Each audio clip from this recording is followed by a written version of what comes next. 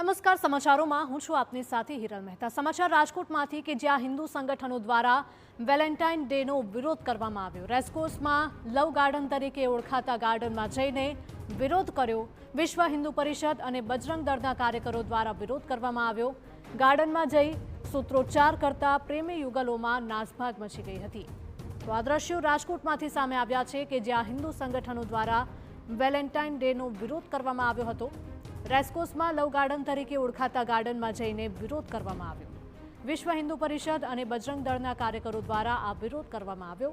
ગાર્ડનમાં જઈને સૂત્રોચ્ચાર કરતા પ્રેમી યુગલોમાં નાસભાગ મચી ગઈ હતી।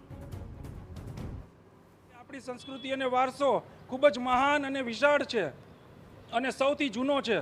તો આપણી સંસ્કૃતિ અને પરંપરા પર આપણને ગર્વ હોવો જોઈએ અને તમામ રાજકોટના યુવાનો પાસે પણ એવી જ અપેક્ષા છે કે કોઈ પણ પ્રકારના વેલેન્ટાઇન ડે જેવી ઉજવણી ન કરે અને માતૃપિતૃ પૂજન દિવસ તરીકે આજના દિવસને ઉજવવો જોઈએ।